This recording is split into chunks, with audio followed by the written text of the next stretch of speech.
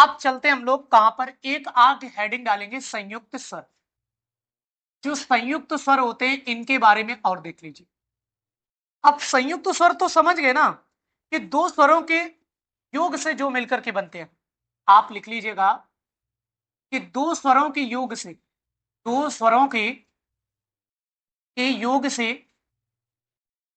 से बनने वाले स्वर, योग से बनने वाले स्वर संयुक्त स्वर कहलाते हैं। संयुक्त स्वर कहलाते हैं। संयुक्त स्वर कहलाते हैं। समझ गए बात को, कहलाते हैं। ये बात आपको पता होनी चाहिए। ठीक है, आगे चले। देखिए जरा, अब आगे की बातें समझिए और पहचानिए।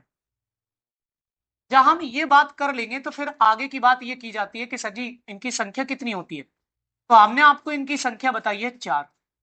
कौन कौन सी बताई है बच्चों, तो याद रखो आपको ये पता होना चाहिए, ए, आई, ओ और औ। ओ और औ, समझ गए बात को। तो ये बातें आपको थोड़ी सी ध्यान में रखनी है। समझ गए बात को, अब आगे आ जाओ। ये किनसे किससे मिलकर के बना होता है, तो याद रखिए ए जो मिलकर के बनता है वो आ और ई से मिलकर के बनता है।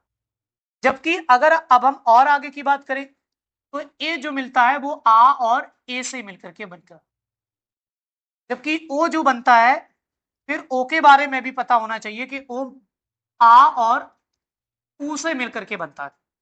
अब आप कहेंगे कि सर जी आ और ऊ से ये बन गया, तो फिर आपका औ किससे बनता है, तो ये आपका आ और ऊ से मिलकर के बनता है।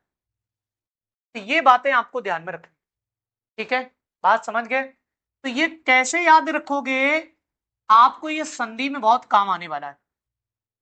संधि में ये बहुत ही काम आने वाला है।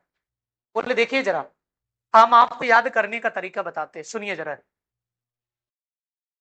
जैसे एक आदमी बाहर खड़ा हुआ गेट के बाहर, ठीक है, अब उसे हम बुलाना चाहते हैं, तो हम उससे क्या कहेंगे बच्चों, आ ई ए। क्या कहेंगे, आ ई ए, आइए। अंदर आने बुला रहा, अब वो क्या जवाब देगा, आ ए, आ ए, तो आ गए ना अंदर। अब जब अंदर आ जाएगा तो एक छोटा बच्चा घूम रहा होगा, अब वो रो रहा होगा, तो उसे खिलाएगा भी, तो क्या करेगा, आऊ आऊ ओ।